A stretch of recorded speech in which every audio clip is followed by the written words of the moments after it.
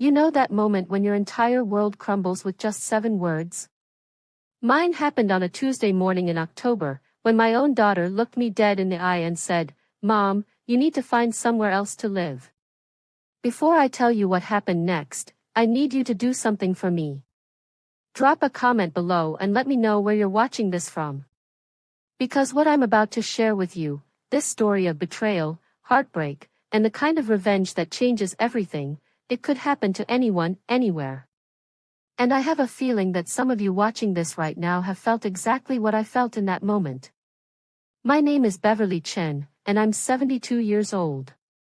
For the past 3 years, ever since my husband Richard passed away from lung cancer, I'd been living with my daughter Chloe and her husband Derek in their suburban home in Phoenix, Arizona. I thought I was helping. I thought I was wanted. I thought we were family. I was wrong about everything. That Tuesday started like any other. I was up at 6, same as always, making coffee and preparing breakfast for the 3 of us. Chloe worked as a marketing coordinator for some tech startup downtown, and Derek had his real estate license, though between you and me, I never saw him sell much of anything. They both slept until the last possible minute, so I'd taken over the morning routine. Made sense to me, I was already awake, I enjoyed cooking, and it gave me purpose. I was scrambling eggs when I heard Derek's heavy footsteps on the stairs. He came into the kitchen wearing that smug expression he always had, like he knew something you didn't. His dark hair was messy, and he had that 3-day stubble that Chloe thought made him look distinguished. To me, it just made him look lazy. "Morning, Beverly," he said, pouring himself coffee from the pot I'd just finished brewing. He never said thank you. Not once in 3 years. "Good morning, Derek. Eggs'll be ready in just a minute." Chloe appeared next, already dressed for work in one of those power suits that cost more than my monthly Social Security check. She'd always been beautiful, got her father's strong jawline and my dark eyes, but lately, there was something cold about her that reminded me too much of Derek. I plated their breakfast, making sure Derek got the bigger portion because Chloe was always watching her weight. I'd learned their preferences, their schedules, their moods. I'd adapted my entire life around theirs because that's what you do for family. That's what love looks like. "Mom," Chloe said, not looking up from her phone as she ate. "We need to talk tonight." My stomach dropped, but I kept my voice light. "Of course, sweetheart. Everything okay?" Derek snorted. "Define okay." I looked between them, that familiar anxiety creeping up my spine. For months, I'd felt the shift in the house. The way conversations stopped when I entered rooms. The eye rolls when I'd ask about their day. The heavy sighs when I'd mention anything, grocery shopping, doctor appointments, even the weather. "Is this about the thermostat again?" I asked. "Because I can stop adjusting it." I just thought. "It's not about the thermostat, Mom." Chloe's voice was sharp now. She finally looked up from her phone, and I saw something in her eyes I'd never seen before. Resentment. Pure, undiluted resentment. They finished breakfast in silence and left for work without their usual goodbye kisses. I stood in that kitchen, surrounded by dirty dishes and the lingering smell of eggs, feeling more alone than I had since Richard died. But if you think that was the worst part of my day, you're wrong. The real devastation was waiting for me that evening. I spent the afternoon cleaning their house, our house, I'd thought, from top to bottom.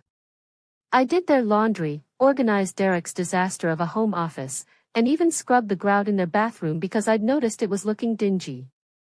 I cooked Derek's favorite dinner, pot roast with carrots and potatoes, the same recipe my mother had taught me 50 years ago. When they came home, they both went straight upstairs without acknowledging the dinner I'd spent 3 hours preparing. I heard them talking in hushed, urgent voices, but I couldn't make out the words. Just the tone, frustrated, tired, final. An hour later, they came down and sat across from me at the dining room table. The pot roast was getting cold between us, but nobody was eating. "Mom," Chloe began, and I knew from her tone that my life was about to change forever. "Derek and I have been talking, and we think it's time for you to find your own place." The words hit me like a physical blow. I actually felt the breath leave my lungs. "What do you mean?" Derek leaned back in his chair, arms crossed. "Look, Beverly, no offense, but living with you has become challenging." "Challenging?" I repeated the word like I'd never heard it before. "You're always there," he continued. "Always hovering. Always asking questions. Always trying to take care of everything. It's suffocating." I turned to Chloe, desperate for her to jump in, to defend me, to tell Derek he was wrong. But she was staring at her hands, avoiding my eyes. "Chloe, sweetheart, talk to me. What's this really about?" She finally looked up, and what I saw in her face broke my heart into pieces so small I wondered if they could ever be put back together. "Mom, you're too careful about everything. You check the locks 3 times before bed. You turn off appliances that are already off. You reorganize things that don't need reorganizing. You treat us like children who can't take care of ourselves." I was trying to help. "No, you were trying to control." Derek's voice was cold, matter of fact. "You've turned our home into some kind of nursing facility where you're the head nurse and we're your patients." The accusation was so unfair, so cruel, that I felt tears starting to burn behind my eyes. But I refused to let them fall. "Not in front of him. Where am I supposed to go?" My voice came out smaller than I'd intended. "There are nice senior living communities," Chloe said quickly. "Places designed for people your age. You'd have friends, activities, independence." "I have independence here." "No, Mom, you don't. And neither do we." The silence that followed was deafening. I looked around the dining room where I'd served them hundreds of meals, where we'd celebrated Chloe's promotion last year, where I'd thought I was building a life with the only family I had left. "How long do I have?" I asked. "A month," Derek said. "That should be enough time to find something suitable." A month. 30 days to pack up 3 years of my life and find somewhere else to exist. That night, I lay in the guest bedroom that had been my sanctuary, staring at the ceiling and listening to them laugh about something on television downstairs. They sounded lighter already, like a weight had been lifted from their shoulders. That weight was me. I was their burden. Their problem. Their embarrassment. But as I lay there in the dark, something else started growing alongside the hurt and betrayal. Something cold and calculating that I hadn't felt since I was young and fighting for everything I had. If they wanted me gone, I'd go. But they had no idea who they were messing with. You see, what Derek and Chloe didn't know, what they'd never bothered to ask about in all those years, was what I'd done before I became Richard's wife and Chloe's mother. They saw an old woman who worried too much and moved too carefully. They didn't see the woman who'd built a multi-million-dollar consulting firm from nothing. Who'd negotiated deals that made grown men sweat. Who'd never, not once, backed down from a fight that mattered. But they were about to find out. As I closed my eyes that night, I wasn't planning revenge yet. I was just trying to survive the pain of being rejected by the people I loved most. But sometimes, survival and revenge are closer than you think. And sometimes, the careful woman they thought was too weak to live on her own is exactly the woman you should be most afraid of. If you've ever been made to feel like you're invisible in your own life, then you know how I felt walking into that first senior living community. The smell hit me immediately, industrial disinfectant trying to mask something sadder underneath. The woman giving me the tour, all bright smiles and patronizing enthusiasm, kept calling me dear and speaking just a little too loudly. But I smiled back and asked all the right questions because that's what you do when you're trying to hold on to whatever dignity you have left. "And here's our activities room," she chirped, gesturing toward a space filled with card tables and a large screen TV showing some daytime talk show. We have bingo on Tuesdays and crafts on Thursdays. Bingo. At 72, after building a business that employed 60 people, I was supposed to get excited about bingo. I toured 6 facilities over the next 2 weeks. 6 places that all smelled the same, sounded the same, felt like the same kind of giving up. The staff at each one looked at me with the same mixture of professional kindness and pity, assuming I was there because I had to be, not because I'd been forced out by my own daughter. Meanwhile, life at Chloe and Derek's house became a masterclass in subtle cruelty. They weren't outright mean, that would have been too honest. Instead, they did worse things. They made plans without telling me. They had conversations that stopped when I entered rooms. They acted like I was already gone. Derek started leaving real estate brochures on the kitchen counter. Senior-friendly condos, and independent living for today's active seniors. His message was clear: hurry up and get out. Chloe became a stranger. The daughter who used to call me every day when she lived across town now barely spoke to me despite living in the same house. When she did talk, it was about practical things. Did I need help packing? Had I made any decisions yet? Wouldn't I be happier somewhere else? The worst part? I started believing them. Started thinking maybe I was too careful, too involved, too much. When you hear something enough times from people you love, it becomes your truth. But then something happened that changed everything. I was at Starbucks, not the one near their house because I couldn't bear running into their neighbors who might ask uncomfortable questions.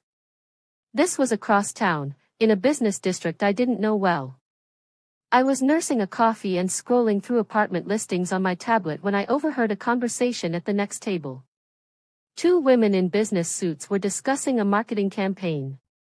One of them mentioned a company name that made my blood run cold: Pinnacle Digital Solutions. That was Chloe's company. I tried not to listen, but then I heard, the whole marketing department is a mess. That coordinator they have, Chloe something, she's supposed to be running their social media strategy, but she missed 3 major deadlines last month. Word is they're looking to replace her. My heart stopped. Chloe was struggling at work? She'd never mentioned it. Every night when I'd asked how her day went, she'd said, fine, or busy, and changed the subject. I'd thought she was just tired of my questions. But she was in trouble, and she hadn't told me. The daughter I'd raised to share everything, to come to me when life got hard, was handling a crisis alone rather than let me help. That's when I realized something crucial: they didn't just want me out of their house. They wanted me out of their lives entirely. They saw me as someone who couldn't possibly understand their world, their problems, their ambitions. They saw me as irrelevant. That night, I did something I hadn't done in 20 years. I pulled out my old business contacts file. You have to understand, before Richard got sick, before I became a full-time caregiver and then a widow, I was Beverly Chen, CEO of Chen Strategic Consulting. We specialized in helping mid-sized companies restructure their operations and improve their market position.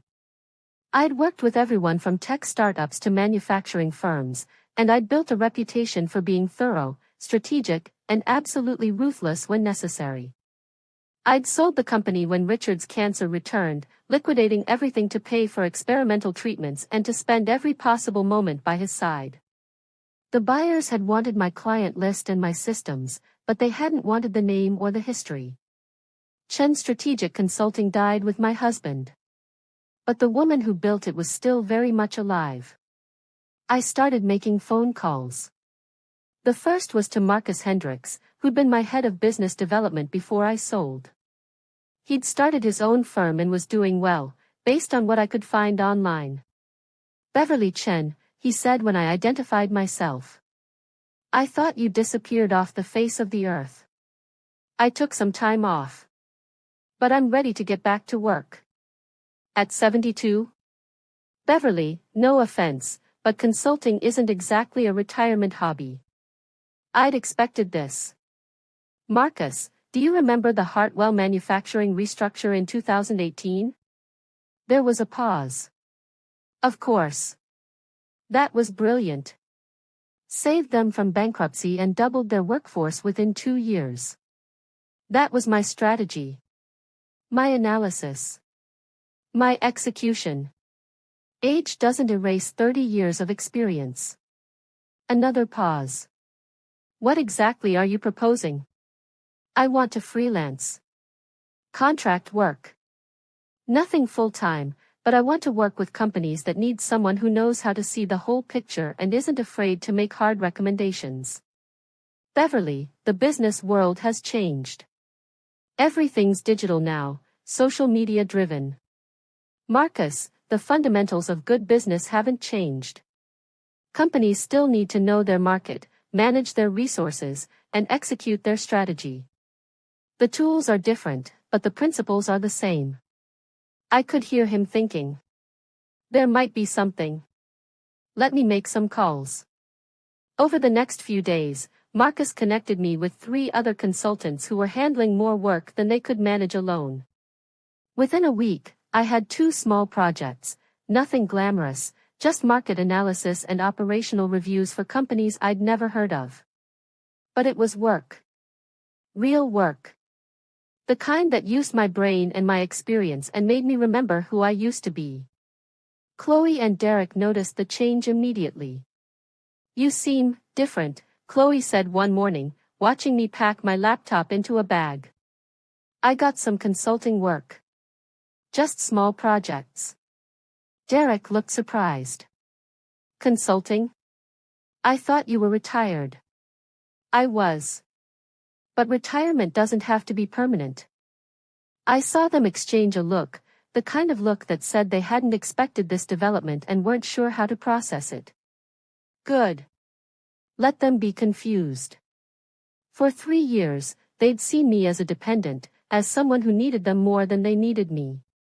They'd made their decision to throw me away based on that perception.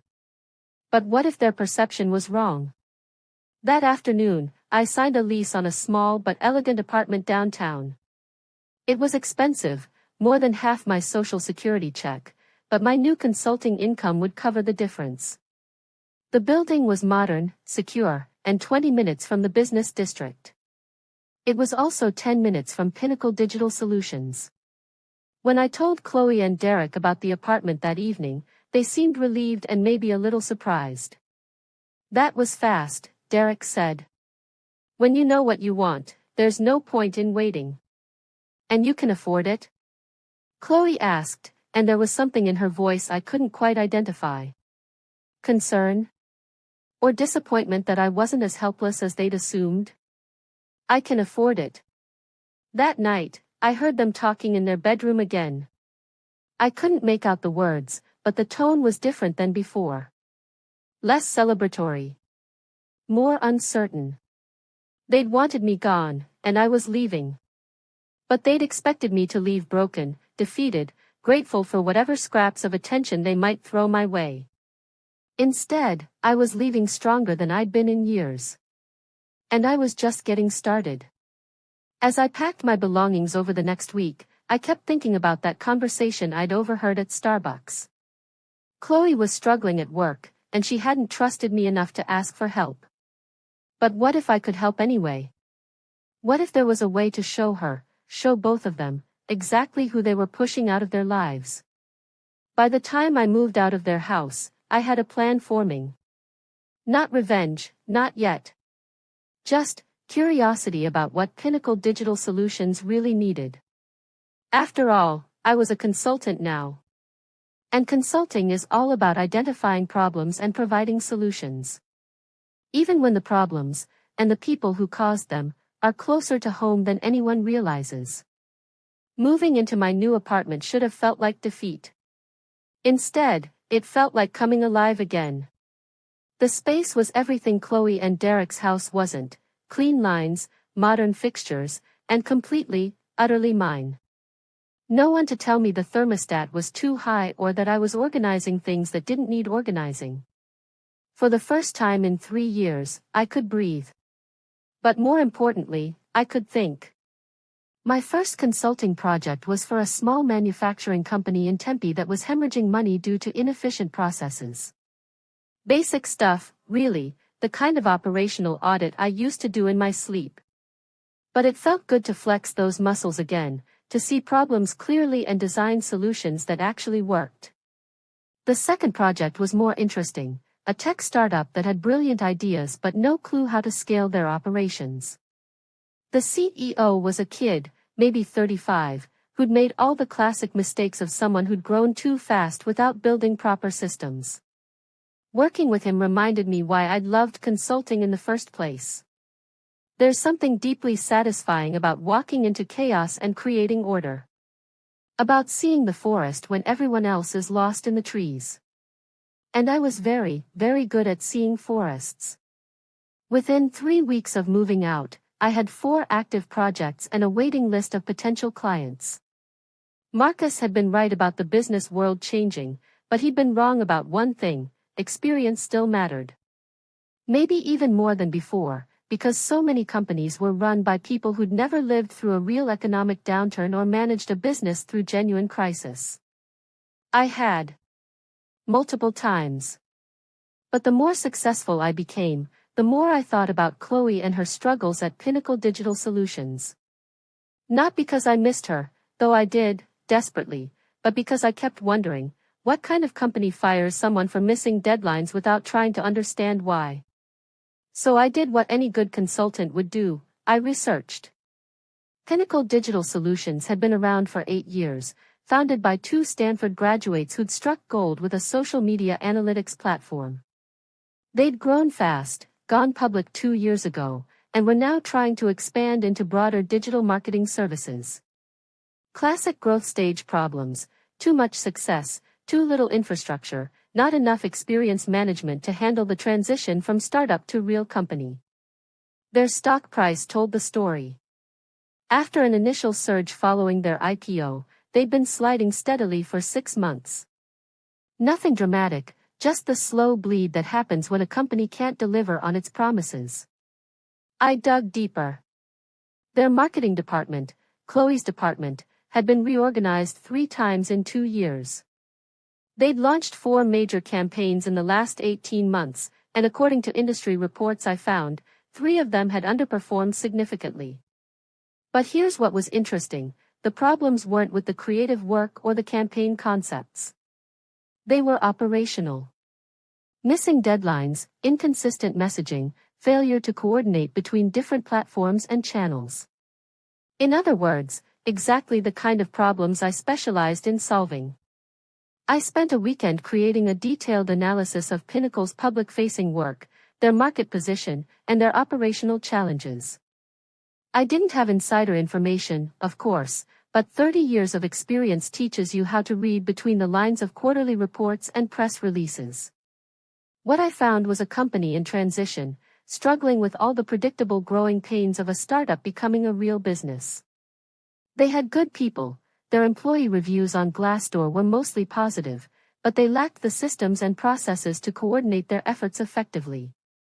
They needed someone who could come in, assess their operations from top to bottom, and design solutions that would let them execute on their obvious potential.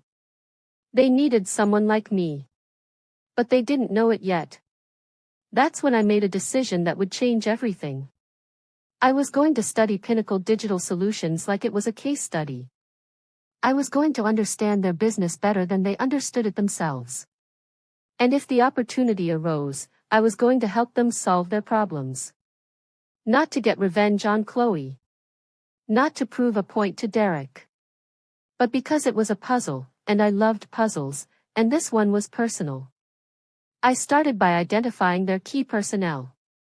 The CEO was James Morrison, 42, former Google executive who'd joined Pinnacle right before their IPO. The CMO was Sarah Kim, 38, who'd come from a traditional advertising agency and was supposedly struggling with the transition to digital-first marketing. And then there was the marketing department itself. 12 people, including Chloe, organized into 3 teams: social media, content marketing, and campaign coordination. Based on what I could piece together from LinkedIn profiles and industry chatter, the department had high turnover, unclear reporting structures, and a reputation for being reactive rather than strategic. In other words, it was exactly the kind of operational mess I'd built my career fixing. But information is only valuable if you know how to use it. And I was still just an outside observer, a mother who'd been kicked out by her daughter, consulting for small companies that had nothing to do with Pinnacle's world. I needed a way in. That's when Marcus called with an opportunity that seemed almost too perfect to be real. "Beverly, I know you said you wanted to keep things small, but I just got a call from a guy I know who's connected to some bigger companies. Apparently, there's a mid-sized firm looking for someone to do a comprehensive operational review. They want someone with serious experience, someone who can come in and see the big picture without getting caught up in company politics." "What kind of firm?" "Tech company. Growing fast, some operational challenges, leadership wants an outside perspective on how to structure for their next phase of growth." My heart started beating faster, but I kept my voice neutral. "What's the company?" "Pinnacle Digital Solutions. You know them?" I closed my eyes and smiled.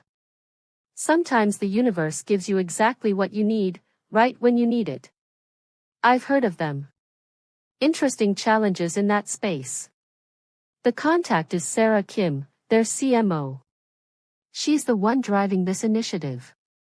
Apparently, they've tried working with some of the bigger consulting firms, but the leadership felt like they were getting generic solutions instead of something tailored to their specific situation. "When do they want to meet?" "Next week, if you're available." "It's a significant contract, Beverly. 6 months minimum, possibly extending to a year. This could be serious money." Serious money. And direct access to the company where my daughter was struggling, where she was apparently about to lose her job. Set up the meeting. That night, I called Chloe for the first time since I'd moved out. "Hi, Mom."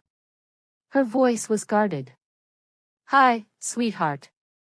I just wanted to let you know I'm settled in the new place." "It's lovely." "That's good. I'm glad you're adjusting. How are things with you?" "Work going well?" There was a pause that lasted just a beat too long. "Work's fine. Busy, you know." "Of course. Well, I won't keep you. I know you're probably tired." "Yeah, I am. But thanks for calling." After she hung up, I sat in my apartment looking out at the Phoenix skyline and thinking about the last 3 months. About being called too careful, too controlling, too much. About being made to feel like I was nothing more than a burden who couldn't understand their modern, complicated world. In 1 week, I was going to walk into Pinnacle Digital Solutions and meet with their CMO about solving the exact problems that were apparently too complex for my daughter to handle. And when I did, I wasn't going to be Beverly the worried mother or Beverly the displaced widow. I was going to be Beverly Chen, the consultant who'd built a reputation for seeing solutions where everyone else saw impossible problems. They wanted me out of their house because they thought I was irrelevant to their lives. But they had no idea that their lives were about to become very, very relevant to me. The meeting was scheduled for Tuesday at 2 p.m. I had 6 days to prepare for the most important presentation of my career. And this time, I wasn't just fighting for a contract. I was fighting for everything. I've walked into hundreds of boardrooms in my career, but I've never felt quite like I did walking into Pinnacle Digital Solutions that Tuesday afternoon. My hands were steady, my presentation was flawless, and I looked every inch the experienced consultant in my navy suit and pearls. But inside, my heart was racing with the knowledge that somewhere in this building, my daughter was sitting at her desk, completely unaware that her mother was about to potentially become the person who could save or destroy her career. The Pinnacle offices were exactly what you'd expect from a successful tech company: open floor plan, exposed brick walls, employees in jeans and hoodies clustered around standing desks with multiple monitors. I felt overdressed and perfectly professional at the same time. Sarah Kim met me in the lobby. She was younger than I'd expected, with sharp eyes and the kind of confident handshake that told me she'd fought for every bit of authority she had in this male-dominated industry. Miss Chen. Thank you so much for coming in. Marcus has told me incredible things about your work. I'm looking forward to learning more about Pinnacle's challenges and opportunities. She led me through the office toward a conference room, and I found myself scanning the faces we passed, looking for Chloe. I didn't see her, but we were moving quickly, and the space was larger than it had appeared from the outside. The conference room was glass-walled with a view of the entire office floor. As Sarah closed the door, I could see employees at their desks, some in meetings, others staring intently at their screens. Somewhere out there was my daughter, probably struggling with whatever deadline crisis had gotten her in trouble. Before we begin, Sarah said, settling across from me at the sleek conference table, I want to be completely honest about why we're looking for external help. I appreciate honesty. It makes my job easier. She smiled at that. We're a company in transition. We've grown incredibly fast, faster than we were prepared for, if I'm being completely frank. Our systems, our processes, our entire operational structure was built for a startup, but we're not a startup anymore. What's driving the urgency for change? Several things. We're missing deadlines, which is affecting client relationships. Our departments aren't communicating effectively, which means we're duplicating effort in some areas and completely missing things in others. And she paused, seeming to weigh her words. We have some personnel challenges. Good people who are struggling in roles that might not be the right fit anymore. Personnel challenges. Was she talking about Chloe? Can you be more specific about the operational issues? Sarah pulled out a folder thick with reports and printouts. Our marketing department has been reorganized 3 times in 2 years, but we still can't seem to get consistent results. We'll have a brilliant campaign concept, solid creative work, good strategic thinking, but then something breaks down in the execution. What kind of breakdowns? Missing deadlines for client deliverables. Inconsistent messaging across different platforms. Lack of coordination between our social media, content, and campaign teams. It's like we have all the right pieces, but we can't figure out how to make them work together. I nodded, making notes on my legal pad.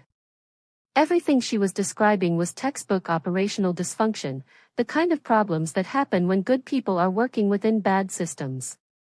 How is leadership handling these challenges? That's part of the problem.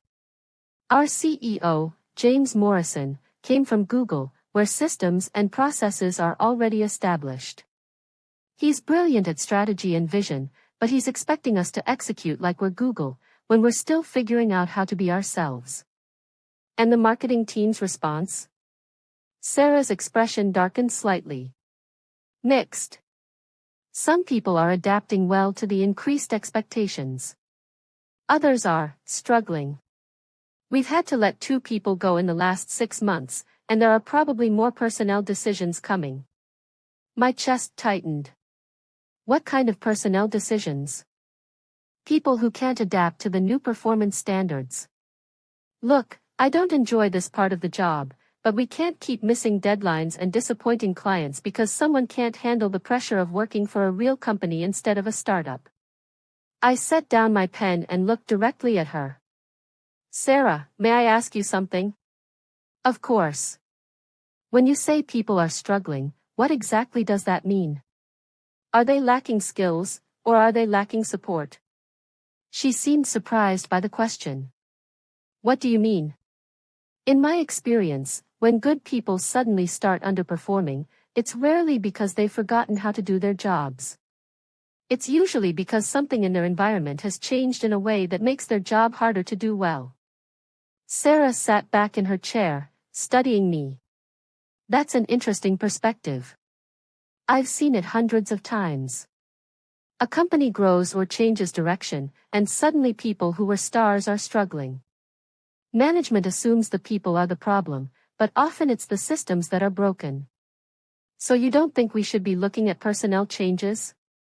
I think you should be looking at why your personnel are struggling. If you fire everyone who's having trouble adapting and hire new people, what makes you think the new people won't have the same problems with the same broken systems? The room was quiet for a moment.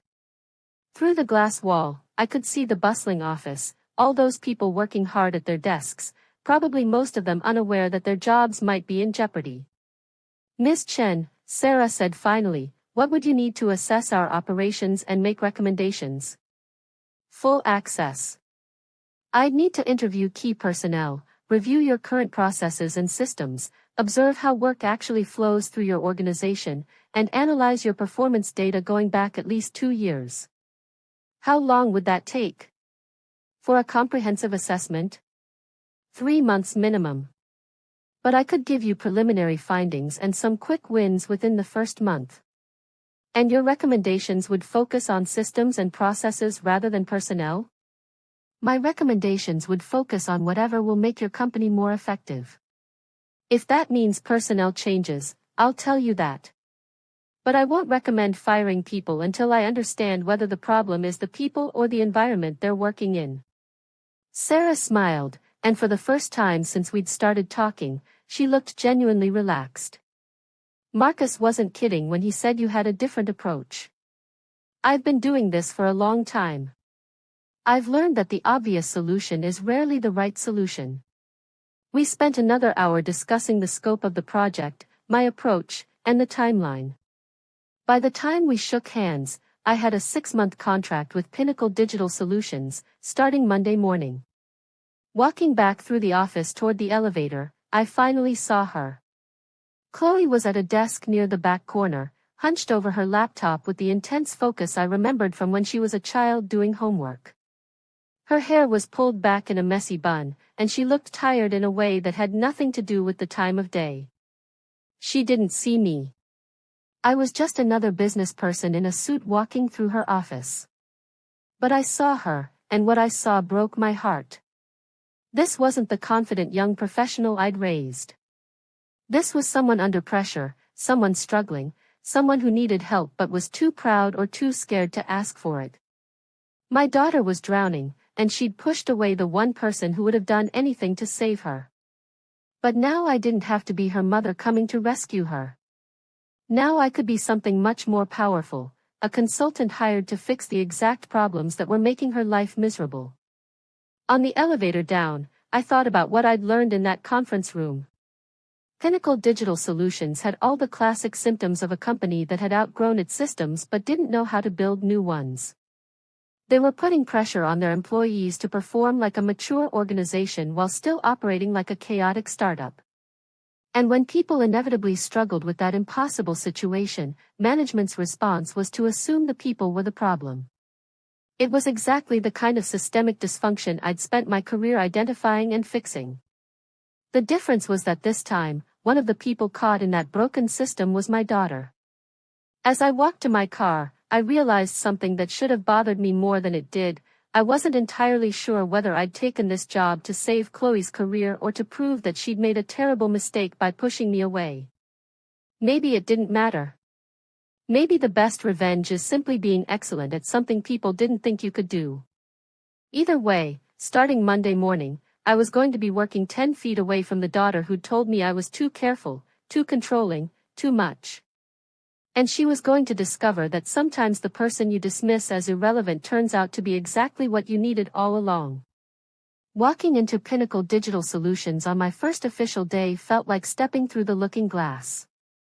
I had a badge, a temporary desk in the executive area, and access to virtually everything in the company.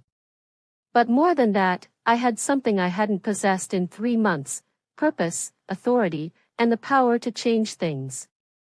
Sarah had assigned me a workspace with a direct view of the marketing department. From my desk, I could see Chloe's workstation clearly, though she still had no idea I was there. I spent my first morning reviewing organizational charts, performance reports, and the infamous missed deadlines that had triggered my hiring. What I found was even worse than I'd expected. The marketing department wasn't just disorganized, it was actively working against itself. 3 separate teams with overlapping responsibilities, unclear reporting structures, and a project management system that would have made a college intern cry with frustration. But the people weren't the problem. I could see that immediately. Take Chloe's situation. She was supposed to coordinate social media campaigns, but she was getting conflicting directions from 2 different supervisors. The content team would create materials with one message, the campaign team would develop strategies with a completely different focus, and Chloe was expected to somehow make them work together on platforms that had their own unique requirements. It was like asking someone to conduct an orchestra where half the musicians were playing Mozart and half were playing jazz, and then blaming the conductor when it sounded terrible. Around noon, I decided to take a walk through the office. Time for some informal observation. I was pretending to study a wall display of company achievements when I heard a familiar voice behind me. I don't know what else they expect me to do. I've been here until 9 every night this week, and Sarah still says I'm not meeting expectations. I turned slightly and saw Chloe talking to a young man with thick-rimmed glasses. Her voice carried the kind of exhaustion that goes bone deep. Maybe you should talk to someone in HR, the man suggested. There's got to be support available for. And tell them what? That I can't handle my job. That'll definitely help my career prospects. I wanted to walk over, to tell her that asking for help isn't weakness, that the problems she was facing weren't her fault. But I couldn't. Not yet. Not as her mother. But as a consultant? That was different. I walked over to them with my friendliest professional smile. Excuse me, I'm Beverly Chen with the Operational Review Team. I couldn't help but overhear. Are you having challenges with workflow coordination? Chloe looked up at me, and I saw her register me as just another consultant, another outside expert brought in to analyze their problems. There was no recognition in her eyes, no flicker of familiarity. I was simply a well-dressed older woman asking work-related questions. Oh, yes. Sometimes the coordination between teams can be challenging. I'd love to hear more about that, if you have a few minutes. I'm trying to understand how information flows through the marketing department. The young man, his badge said, Tyler Chen, no relation, despite the name, jumped in. The workflow is pretty confusing. We'll get assignments from 2 different people that contradict each other, and we're never sure who has final authority. Can you give me a specific example? Chloe glanced around nervously, probably worried about being overheard criticizing the company. But Tyler was more forthcoming.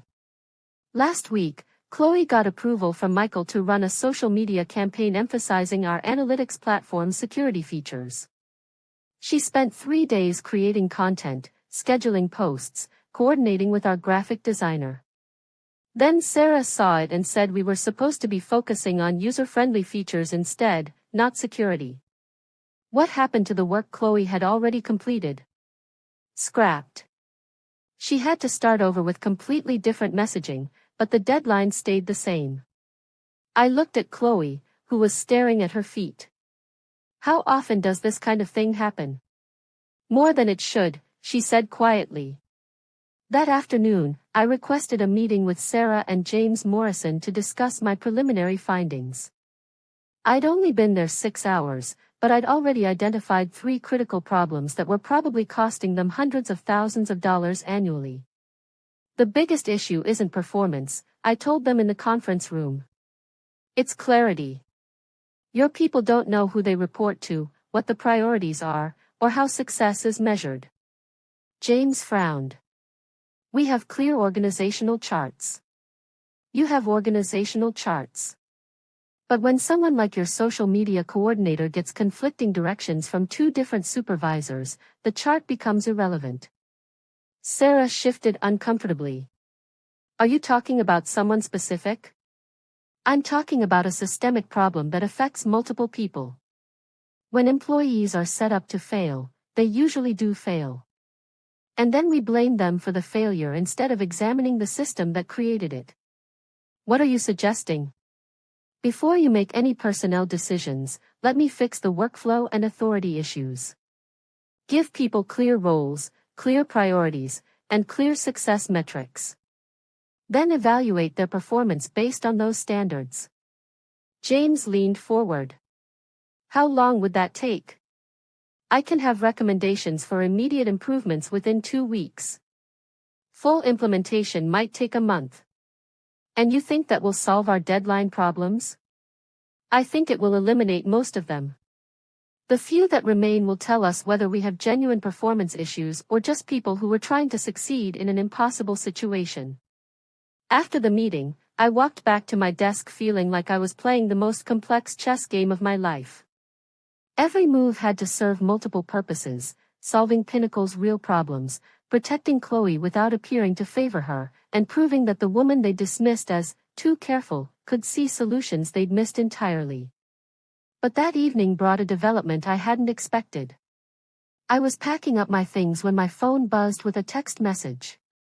From Derek. Heard through the grapevine that you're working for some tech company now. Hope you're happy. I stared at the message, trying to decode its tone. Was he being sarcastic? Genuinely pleased? Testing to see how I was doing? Before I could decide how to respond, another text came through. Chloe's been stressed about work lately. Maybe now that you're busy with your own career, you two can connect as equals instead of mother-daughter. Equals. As if the problem had been that I'd never treated Chloe like an equal. But then I realized something that made me smile. Derek had no idea I was working for Chloe's company. He thought I'd gotten some random consulting job that would keep me occupied and out of their lives. He had no idea that I was literally sitting 50 feet from his wife, watching her struggle with problems I was being paid to solve.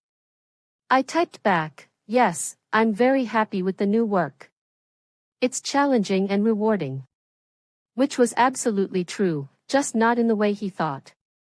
That night, I sat in my apartment reviewing the notes I'd taken during my first day.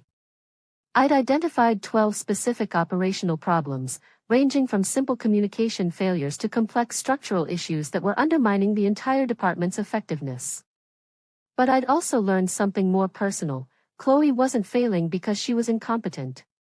She was failing because she was trying to succeed in a broken system that set people up for failure. The daughter they'd accused of not being able to handle the modern business world was actually doing surprisingly well, considering the circumstances she was working under. And the mother they dismissed as too old-fashioned to understand their problems had just been hired to fix those exact problems. If you've ever been underestimated by people who should know better, then you know the feeling I had sitting there that night. It wasn't quite revenge yet, that would come later. But it was the beginning of something that felt like justice. Tomorrow, I would start implementing changes that would make Chloe's job dramatically easier. She would succeed, probably beyond her own expectations, and she would think it was because she'd finally figured things out. She would never know that her success was being engineered by the mother she'd thrown away. But I would know. And sometimes, that's enough. 3 weeks into my consultation at Pinnacle, I had become something I'd never been before, a guardian angel in a business suit. Every recommendation I made, every system I improved, every workflow I streamlined was designed to solve one problem above all others, making my daughter's job possible to do well. But I had to be surgical about it. Too obvious, and Sarah would notice I was favoring one employee. Too subtle, and the changes wouldn't be enough to save Chloe's career. The solution was to fix everything wrong with the marketing department, which would naturally help everyone, but which would help Chloe most of all, since she'd been caught in the worst of the organizational chaos. My first major change was the project approval process. Instead of having requests bounce between Michael and Sarah with no clear authority, I implemented a system where all campaigns went through a single approval chain with clearly defined decision points. I presented it to the leadership team as an efficiency measure that would eliminate duplicated effort and reduce delays. What I didn't mention was that it would also eliminate the exact problem that had caused Chloe to waste 3 days on that security campaign that got scrapped. The second change was a comprehensive role clarification document.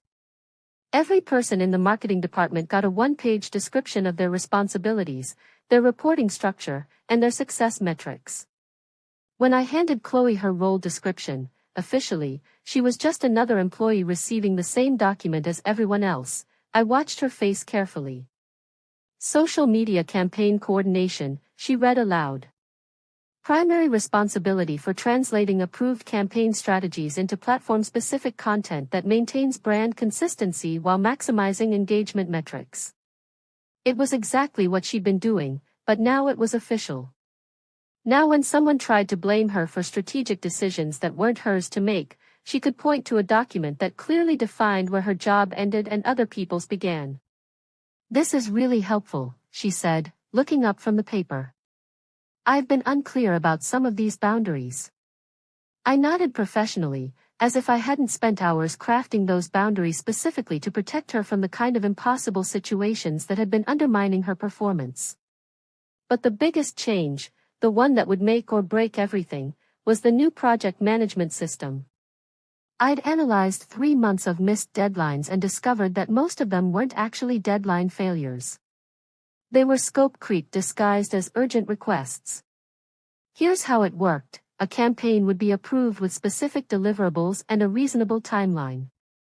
Then, as the deadline approached, someone would decide they needed just one more social media post, or just a quick revision to the messaging, or just a small addition to the platform strategy. Each individual request seemed reasonable. But collectively, they were adding 40 to 60% more work to every project without adjusting the deadlines. The people doing the work, people like Chloe, were being set up to fail, and then criticized when they couldn't meet impossible expectations.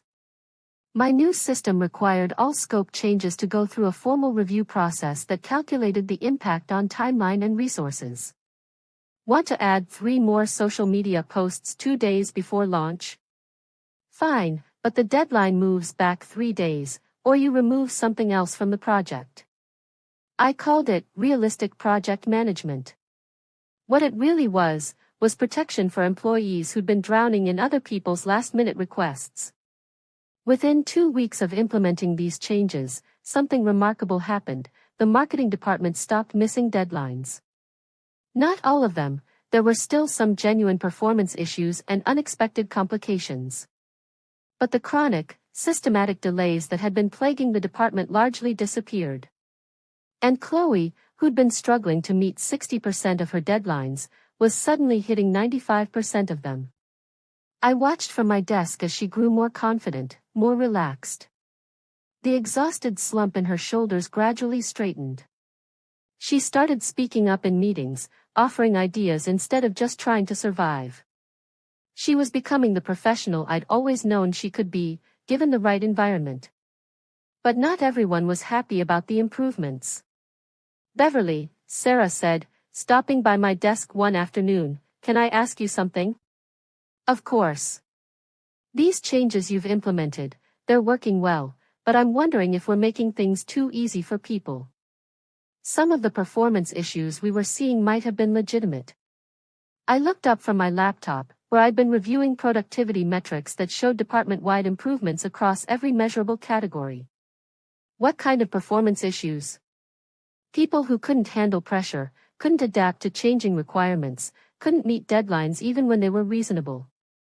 "Sarah, based on my analysis, most of your deadlines weren't reasonable." "They were reasonable when initially set, but then they became unreasonable due to scope creep and conflicting priorities." "But shouldn't good employees be able to adapt to those kinds of challenges?" It was a question I'd heard 1,000 times in my career, and it always came from managers who'd never actually done the frontline work they were criticizing. "Let me ask you this," I said carefully.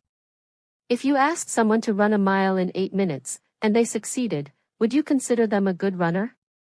"Sure." "What if, halfway through the race, you decided they should run 1.5 miles in the same 8 minutes, but you didn't tell them about the extra distance until they had 2 minutes left?" Sarah paused. "That would be unreasonable." "That's what was happening to your employees. They were agreeing to reasonable projects and then being asked to deliver unreasonable amounts of work in the same time frame. I see your point, but Sarah, you hired me because you were losing good people and missing too many deadlines. In the 3 weeks since we fixed the project management process, you've missed 2 deadlines out of 47. That's a 96% success rate. She couldn't argue with the numbers. But I could see in her expression that she was struggling with the implications. If the changes I'd made had solved most of their problems, it meant the problems had never been about employee performance. It meant they'd been firing good people for failing at impossible tasks. It meant they'd been wrong about everything. That evening, I was gathering my things when I heard a conversation that made my blood run cold. I still think there are going to have to be some personnel changes, James Morrison was saying to Sarah in the conference room. The glass walls weren't soundproof, and their voices carried. Even with the improvements? The improvements are great, but we can't ignore the performance issues we documented over the past 6 months. People who consistently missed deadlines, couldn't handle pressure, we have to maintain standards. My heart started racing. He was talking about firing people based on performance from before I'd fixed the systems that had made good performance impossible. Who specifically? Sarah asked. Well, that social media coordinator, Chloe something. She was missing 40% of her deadlines before Beverly's changes. That's not acceptable, regardless of the circumstances. I felt like I'd been punched in the stomach. Despite everything I'd done, despite the clear evidence that the problems had been systemic rather than individual, they were still planning to fire my daughter based on her performance under the broken system. But she's been excellent since the new processes were implemented, Sarah pointed out. Which proves she's capable of doing the work. Which means her previous failures were choice, not circumstance. The logic was so backwards, so fundamentally unfair, that I wanted to march into that conference room and explain exactly why he was wrong. But I couldn't. Not as Beverly the consultant, and certainly not as Beverly the mother. Or could I? Walking to my car that night, I realized I'd been thinking about this all wrong. I'd been trying to save Chloe by fixing the company's problems and hoping that would be enough. But what if it wasn't enough? What if James Morrison was determined to make personnel changes regardless of the evidence? What if protecting my daughter required more than just being a good consultant? What if it required becoming something else entirely? That night, I sat in my apartment and did something I hadn't done since Richard died. I planned a hostile takeover. Not of the company, that would have been impossible and illegal. But of the situation. Of the narrative.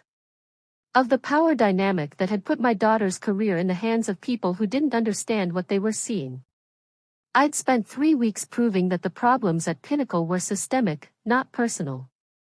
But if they were going to ignore that evidence and fire people anyway, then I needed more than evidence.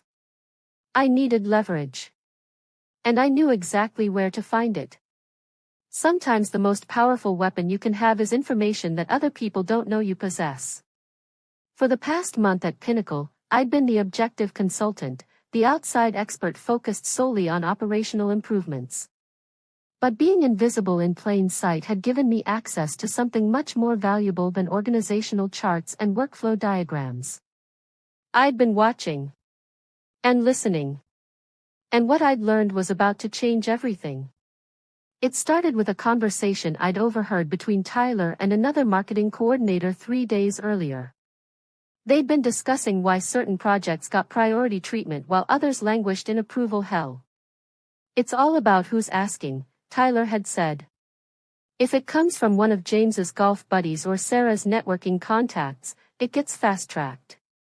Everything else waits. That comment had sent me down a rabbit hole of investigation that consumed my entire weekend. I'd cross-referenced project timelines with client information, approval speeds with account values, resource allocation with personal connections. What I found was a pattern of favoritism so clear and so documented that it constituted a serious ethical violation, if not outright fraud. Pinnacle Digital Solutions wasn't just struggling with operational inefficiency. They were running two completely different businesses, one for well-connected clients who got premium service regardless of what they paid, and another for everyone else who got whatever resources were left over. And the employees taking the blame for performance issues were the ones trying to deliver premium results with leftover resources. Including Chloe. I'd spent Monday morning putting together a comprehensive analysis of the data, cross-referencing everything with emails I'd been copied on, meeting notes I'd been given access to, and project files that were supposedly confidential but had been shared freely with the operational review team. What I had now wasn't just evidence of systemic problems. It was documentation of systematic corruption. But information is only valuable if you know how to use it strategically. Tuesday morning, I requested a meeting with James Morrison. Not Sarah, this had to go straight to the top. Beverly, good to see you. How's the assessment going? Very well. But I've discovered some issues that require immediate attention. His expression grew serious. What kind of issues? I opened my laptop and pulled up the first slide of my presentation. Resource allocation irregularities that are affecting both employee performance and client satisfaction. For the next 20 minutes, I walked him through the data. Project timelines that varied by 300% based on client connections. Budget allocations that had no relationship to contract values. Employee performance metrics that were actually measuring their access to resources, not their competence. By the time I finished, James Morrison looked like a man who'd just realized he was standing in the middle of a minefield. This is. He started, then stopped. This could be interpreted as preferential treatment based on personal relationships rather than business merit, I finished calmly. Yes. It could. What are you recommending? Immediate policy changes to ensure resource allocation is based on objective criteria. Revised performance evaluations for any employee whose metrics were affected by these irregularities. And a comprehensive review of client service standards to ensure compliance with contractual obligations. He was quiet for a long moment, staring at the laptop screen. The performance evaluations, he said finally. You're talking about people we were planning to terminate. I'm talking about people whose performance was undermined by systemic issues that had nothing to do with their competence or work ethic. Including the social media coordinator. I met his eyes directly. Including everyone whose performance was affected by resource allocation decisions that weren't based on legitimate business criteria. Another long pause. Beverly, if this information were to become public. It won't. I'm a consultant, not an investigative journalist. My job is to help you solve problems, not create new ones. And you think these policy changes will solve the problems? I think they'll eliminate the conditions that created the problems. What you do with that information is your decision. He closed his laptop and leaned back in his chair. What do you need from me? Authority to implement immediate changes to the resource allocation system. A freeze on all personnel decisions pending revised performance evaluations. And a commitment to base future decisions on objective criteria rather than other factors. You have it. That afternoon, I sent an email to the entire marketing department, effective immediately. All performance evaluations from the past 6 months are being reviewed and will be updated based on revised criteria that account for resource availability and project scope changes. No personnel decisions will be made until this review is complete. I watched Chloe read the email at her desk. I saw the moment the words sank in, saw her shoulders drop with relief she probably didn't even realize she'd been carrying. She wasn't going to be fired. Not for missing deadlines that had been impossible to meet, not for failing to succeed in a broken system. But more importantly, she was about to succeed in ways that would surprise everyone, including herself. With the new resource allocation system, Chloe's projects started getting the support they'd always needed. Graphic design resources were available when she needed them. Content approvals came through on schedule. Technical support was responsive instead of treating her requests as low priority. For the first time since I'd been at Pinnacle, I watched my daughter work in an environment designed for success rather than failure. And she flourished. Within 2 weeks, she delivered 3 major campaigns that exceeded their performance targets. Her social media strategies were being held up as examples of best practices. Sarah mentioned her by name in a departmental meeting as someone who'd really stepped up since the operational improvements. Watching her confidence rebuild was like watching a flower bloom after a long winter. But the most satisfying moment came on a Thursday afternoon when Sarah stopped by my desk. "Beverly, I owe you an apology." "For what?" "I was convinced we had some serious personnel problems in the marketing department. People who just couldn't cut it in a competitive environment. But watching these same people perform at such a high level once we fixed the systems. I was wrong. About everything. These are good people, Sarah. They just needed good systems. That social media coordinator I was ready to let go, Chloe, she's become one of our best performers. It makes me wonder how many other good employees we've lost because we blamed them for systemic problems." I kept my expression neutral, professional. "It's more common than you'd think. Good people struggling in bad systems often look like bad people who can't handle good systems. Well, we won't make that mistake again. Thanks to you." After she walked away, I sat at my desk feeling something I hadn't felt in months, complete, overwhelming satisfaction. Not because I'd gotten revenge on anyone. Not because I'd proved anyone wrong. But because I'd saved my daughter's career without her ever knowing it was in danger. Because I'd solved problems that people much younger than me had insisted were unsolvable. Because I'd turned too careful into strategically thorough, and too controlling into systematically effective.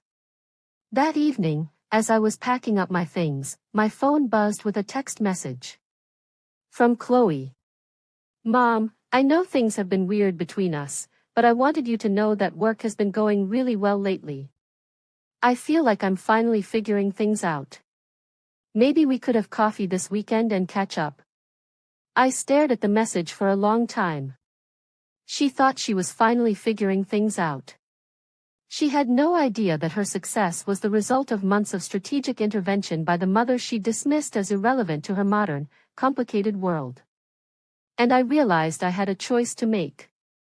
I could tell her the truth, that I'd been working at her company, that I'd engineered her success, that the mother she'd thrown away had spent every day for 2 months fighting to save her career. Or I could let her believe she'd done it all herself. Let her have the confidence that comes from thinking you've overcome your challenges through your own effort and determination. Let her keep her pride, even if it meant giving up mine. I typed back, "I'd love to have coffee. I'm proud of you for working through whatever challenges you were facing." Which was absolutely true. I was proud of her for succeeding, even though she'd had help she didn't know about. I was proud of her for reaching out, even though she had no idea how much I'd missed her. And I was proud of myself for being the kind of mother who could save her daughter's career without needing credit for it. But our story was far from over. Because what Chloe didn't know, what Derek didn't know, what nobody knew except me, was that my success at Pinnacle had attracted attention from other companies. Big companies. Important companies. Companies that were looking for consultants who could solve impossible problems and weren't afraid to make hard decisions. The careful, controlling old woman they'd kicked out of their house was about to become something much more powerful than they could possibly imagine. And when that happened, the real reckoning would begin. Coffee with Chloe that Saturday was both wonderful and heartbreaking. Wonderful because I got to see my daughter smile and laugh for the first time in months.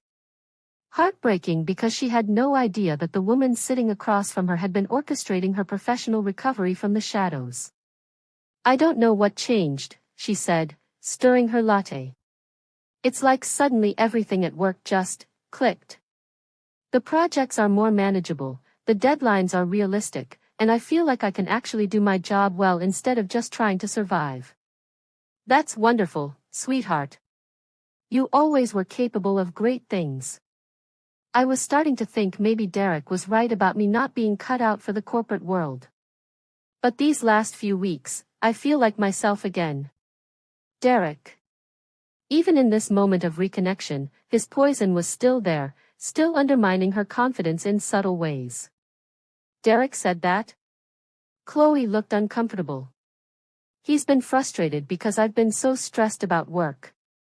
He thinks I should find something easier, maybe go back to school for teaching or something more traditional.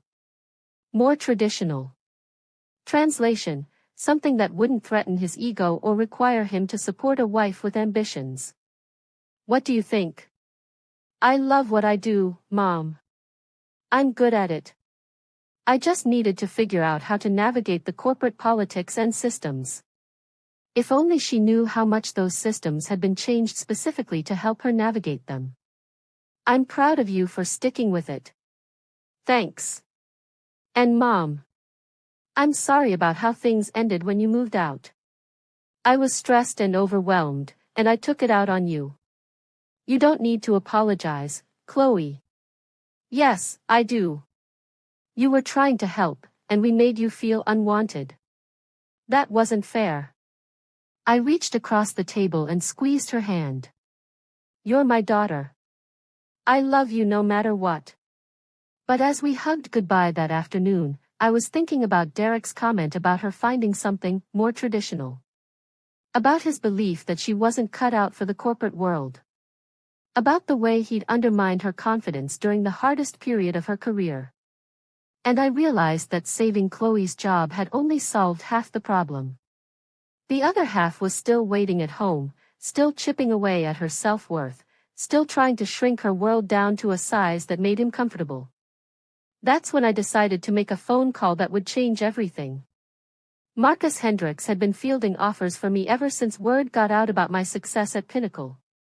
Companies that had heard about the consultant who'd transformed an underperforming tech startup into a model of operational efficiency. Beverly, I've got 3 firms interested in major contracts. These aren't small projects, we're talking about 6-figure engagements with some serious corporate players. Tell me about them. First is Data Vision Analytics. They're having major integration problems after a merger. Second is Meridian Financial, looking at a complete operational overhaul. And third. He paused dramatically. Phoenix Metro Real Estate Group. They want someone to assess their current operations and recommend restructuring for expansion. Phoenix Metro Real Estate Group. The largest residential real estate firm in Arizona.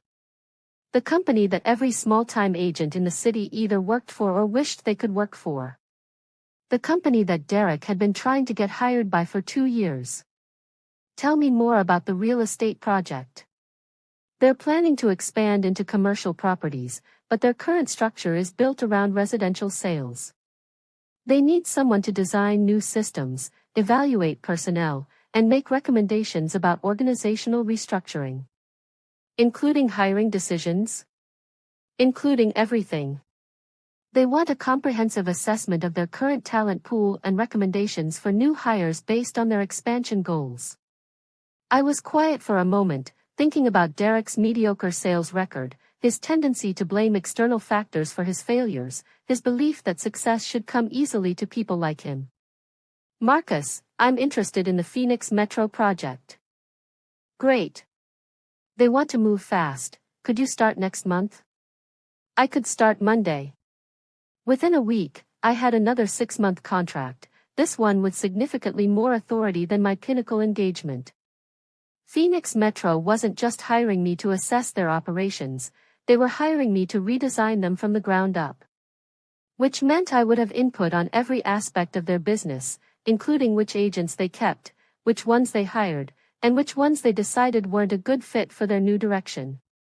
I spent my first week at Phoenix Metro doing what I'd done at Pinnacle, observing, analyzing, understanding the real problems underneath the obvious symptoms. What I found was a company that had grown too fast without building proper management systems.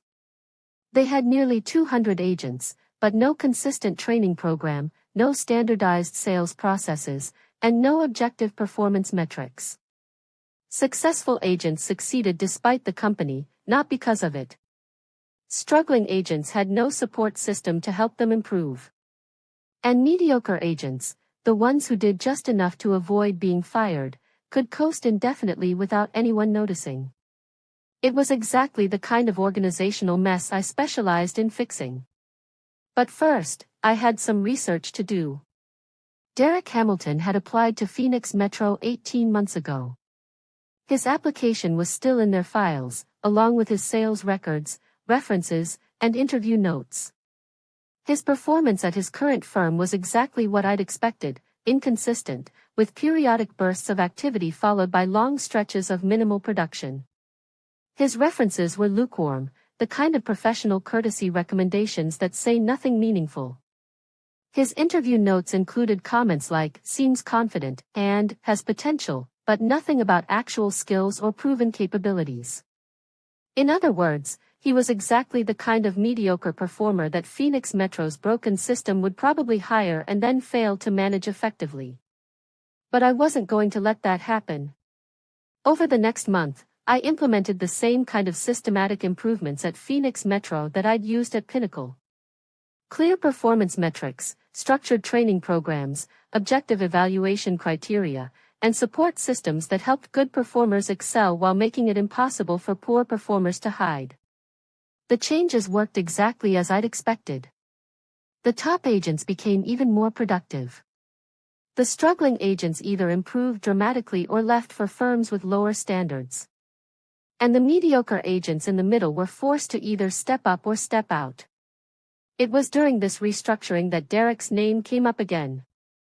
"Beverly," said Janet Morrison, Phoenix Metro's CEO, no relation to James from Pinnacle, "I understand we have an application from someone named Derek Hamilton. He's been following up regularly about opportunities with our expansion. I can review his qualifications if you'd like." "Would you?" "I'd appreciate your assessment." That afternoon, I pulled Derek's file and compared his record to the performance standards I'd established for Phoenix Metro's new hiring criteria. He didn't even come close. His sales volume was 40% below what we defined as minimum acceptable performance. His client retention rate suggested problems with relationship management. His referral numbers indicated he wasn't building the kind of reputation that leads to sustainable success. Most damning of all, his sales pattern showed no growth over 3 years. He was exactly as mediocre now as he'd been when he started. But I didn't just reject his application. That would have been too easy, and too obvious. Instead, I did something more strategic. I arranged for Derek to be interviewed. "I think we should give him a chance to present his qualifications in person," I told Janet. "Sometimes people look better on paper than in reality, and sometimes the reverse is true." Which was absolutely accurate, just not in the way she thought I meant it. The interview was scheduled for a Thursday afternoon. I made sure I was in the office that day, working at a desk with a clear view of the conference room. Derek arrived 10 minutes early, dressed in his best suit and carrying a leather portfolio that I recognized from our joint shopping trip 3 years ago. He looked confident, prepared, eager to impress. He had no idea that the woman who would ultimately decide his fate was sitting 50 feet away, watching through glass walls as he tried to convince people to hire him for a job he wasn't qualified to do. The interview lasted an hour. I watched Derek gesture enthusiastically, saw him lean forward with the kind of intense focus he used when he was trying to sell something. He was giving the performance of his life. But I'd already seen his real performance. 3 years of sales records don't lie, no matter how polished your interview skills are. When it was over, Janet asked for my assessment. "Based on his presentation and his track record, how would you evaluate Mr. Hamilton as a candidate for our expansion team?" I looked down at his file, at the 3 years of mediocre results, at the pattern of excuses and missed opportunities that defined his career. Then I looked up at Janet and said the words that would change everything. I don't think he's the right fit for Phoenix Metro's new direction. Any specific concerns? His performance history suggests he's comfortable with average results rather than driven by excellence. For our expansion into commercial real estate, we need agents who have demonstrated consistent growth and the ability to build lasting client relationships. His record doesn't show that pattern. So you'd recommend we pass? I paused, as if considering the decision carefully. I'd recommend we pass. That evening, Derek got a rejection email from Phoenix Metro Real Estate Group. Professional, polite, and final. He would never know that his application had been rejected by the mother-in-law he'd helped kick out of his house for being too careful and too controlling. But I knew. And for the first time since that Tuesday morning when they'd told me to find somewhere else to live, I felt something that went beyond satisfaction. I felt powerful. But the real moment, the one that would define everything that came next, was still 3 weeks away. That's when Janet Morrison would call me into her office with an opportunity that would complete my transformation from discarded mother-in-law to someone Derek and Chloe could never have imagined in their worst nightmares. Beverly, I've been impressed with your work here. The operational improvements, the hiring recommendations, your ability to see problems and solutions that others miss. Thank you, Janet. I have a proposition for you. We're opening a new division focused on digital marketing for real estate. It's a growing market, and we need someone with your strategic thinking to head up the operation. My heart stopped. Head up the operation? Director of Digital Marketing Strategy. You'd have complete authority over hiring, budgeting, and operational decisions.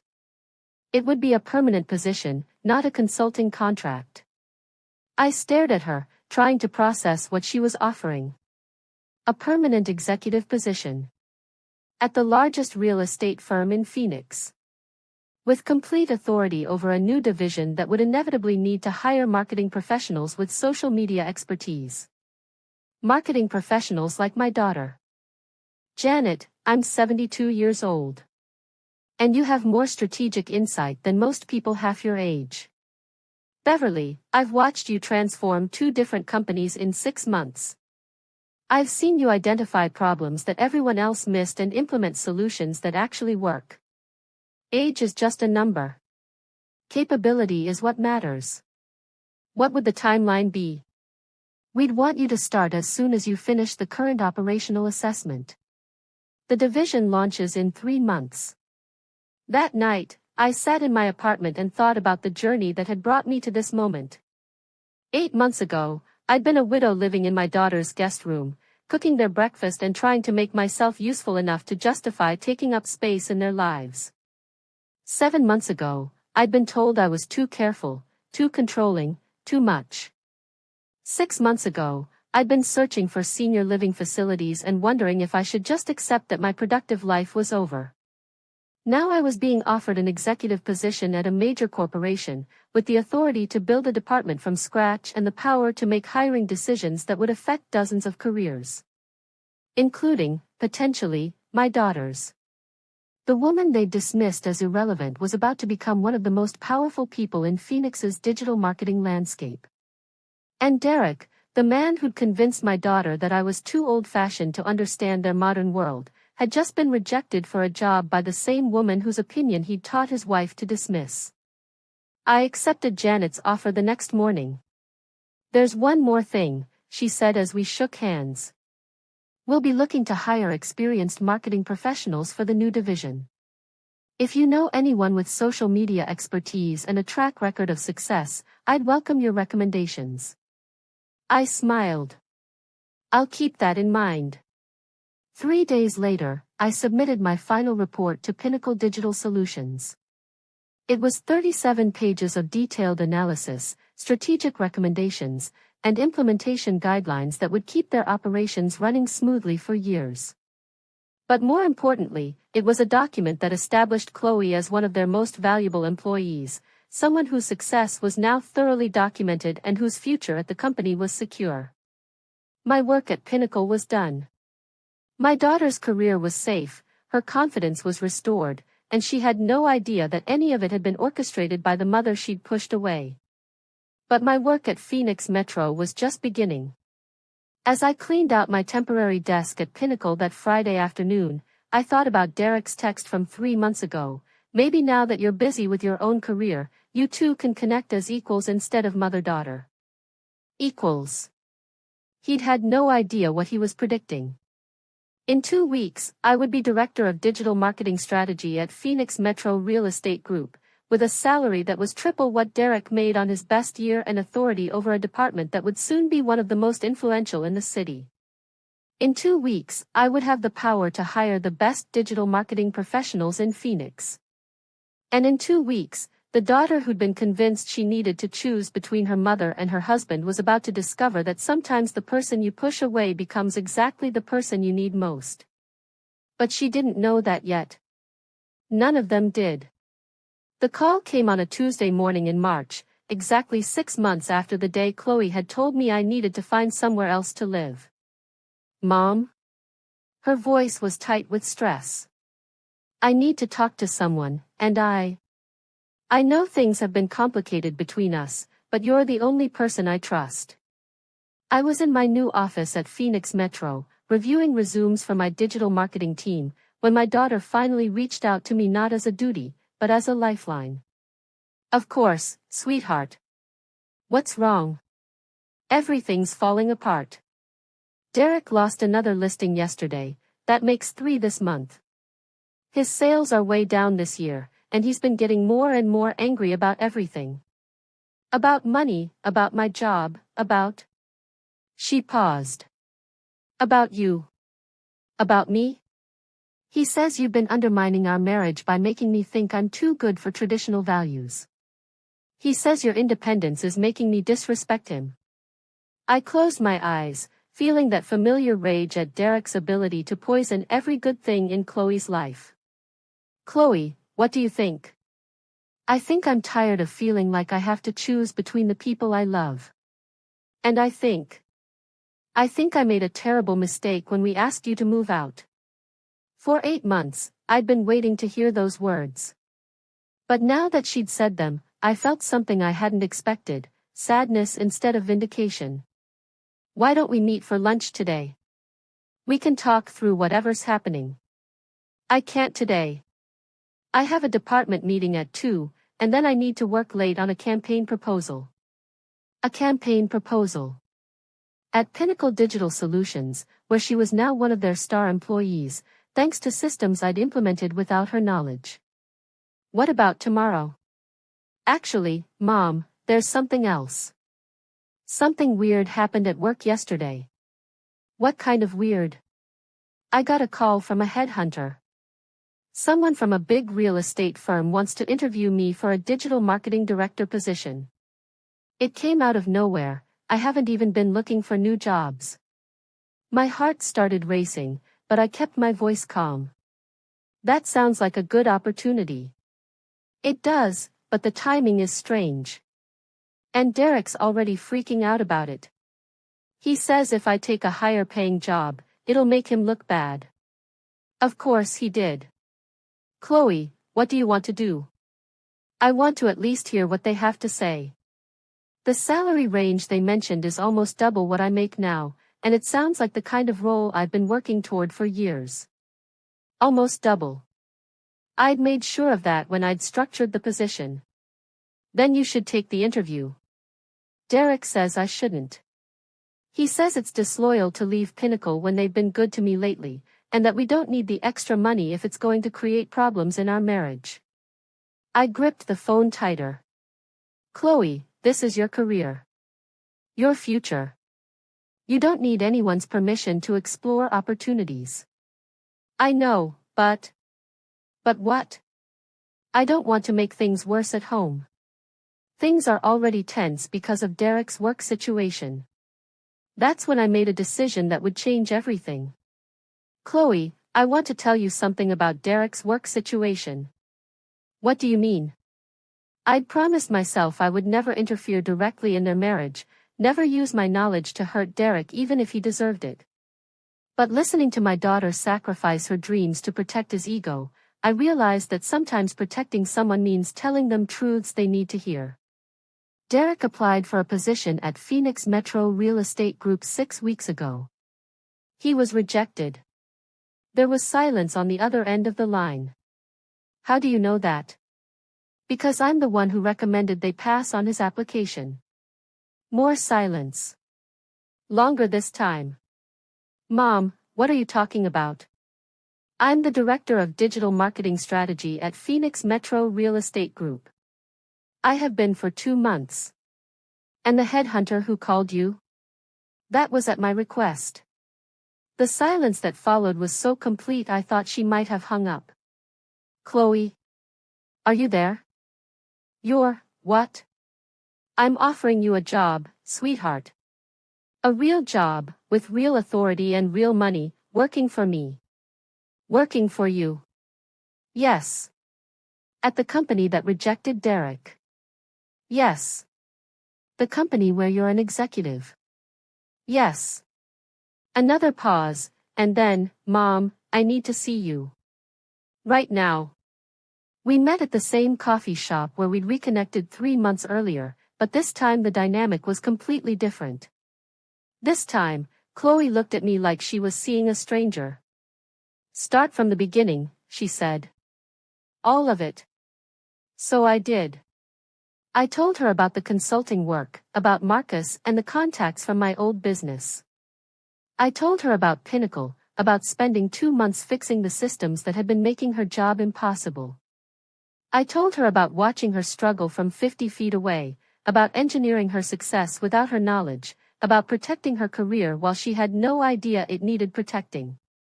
I told her about Phoenix Metro, about Derek's rejection, about building a department specifically designed around her skills and experience.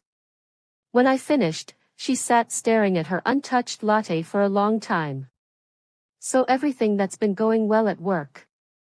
You did the work, Chloe. I just made sure you had the systems and support to succeed. And Derek. Derek was rejected on his own merits. Or lack thereof. She looked up at me, and I saw something in her eyes I'd never seen before, a mixture of awe, confusion, and something that might have been fear. Mom, who are you? It was a fair question. For 37 years, she'd known me as Richard's wife, as her mother, as someone whose life revolved around taking care of other people. She'd never known me as Beverly Chen, the executive who'd built a multi-million-dollar business from nothing. I'm the same person I've always been. I just had other parts of myself that I put away when I became a full-time wife and mother. But you let me think. I let you think what you needed to think. When you were struggling, you needed to believe your success came from your own growth, not from your mother fixing things behind the scenes. And Derek? Derek needed to learn that actions have consequences. She was quiet for another minute, processing everything I'd told her. This job offer, it's real? It's real. Director of Social Media Strategy, reporting directly to me. Starting salary of $95,000, full benefits, stock options, and a budget to build your own team. And if I take it? If you take it, you'll be working at the same company that rejected your husband. Derek will have to face the fact that his wife is more successful than he is, working for the mother-in-law he convinced her to throw away. The implications hung in the air between us.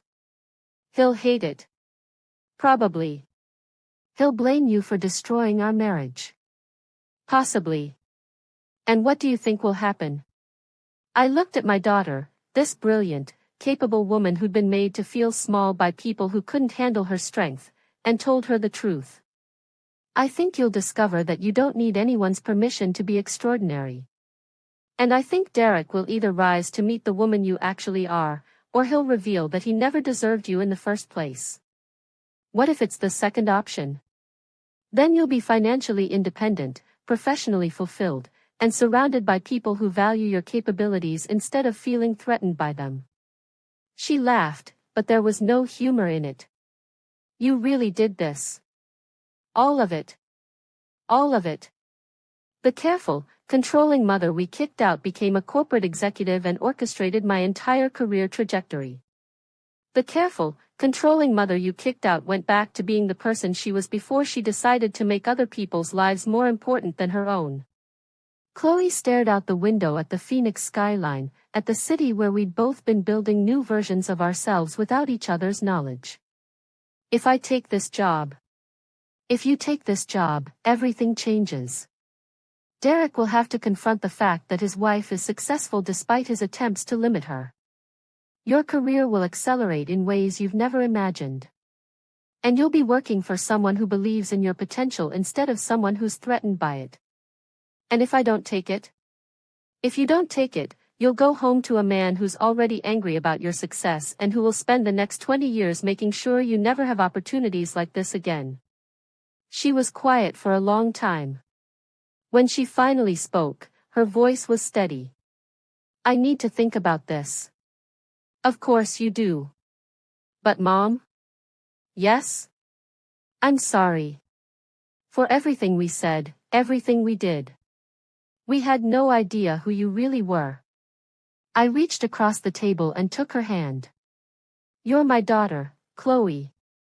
I would have moved mountains to protect your future. I just never expected I'd have to do it from the shadows. That evening, I sat in my apartment, the same apartment I'd rented when they kicked me out, and waited for my phone to ring. The call came at 9:47 p.m. Mom? It's Chloe. Hi, sweetheart. I told Derek about the job offer. My heart clenched. And he said if I take it, he'll leave me. I closed my eyes, feeling proud of my daughter and heartbroken for her at the same time. What did you tell him?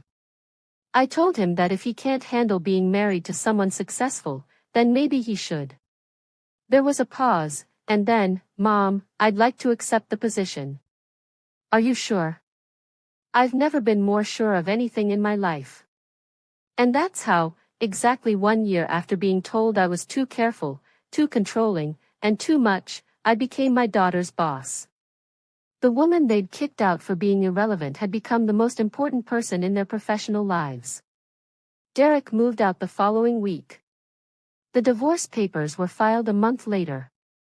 And Chloe? Chloe flourished in ways that surprised everyone, including herself.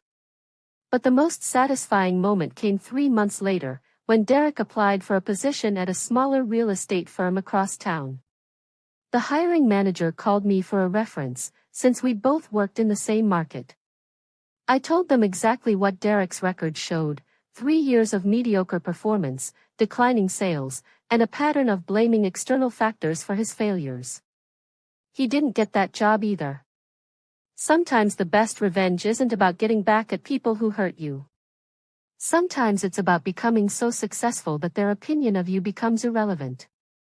Sometimes it's about turning too careful into strategic thinking, too controlling into leadership, and too much into exactly enough. And sometimes, if you're very lucky, it's about saving the people you love from the people who are trying to make them smaller. My daughter kicked me out because her husband said I was too careful. 3 months later, I became her boss and fired her husband from a job he'd never even gotten. But more importantly, I gave her back the future that someone else had been trying to steal. And that, more than any revenge, is what victory actually looks like. If you've made it this far in my story, do me a favor, drop a comment below and tell me about a time when someone underestimated you. Tell me about a moment when being too much turned out to be exactly what the situation needed. Because sometimes the people who make you feel small are just afraid of how big you actually are. And sometimes the best thing you can do is prove them right to be afraid. Thank you for listening to my story. Take care of yourselves, and remember, it's never too late to become who you were always meant to be.